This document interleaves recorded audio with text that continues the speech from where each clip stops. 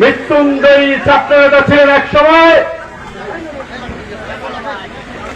ঢাকা বিশ্ববিদ্যালয় কেন্দ্রীয় ছাত্র সংসদের সদ্য সাবেক ভিপি,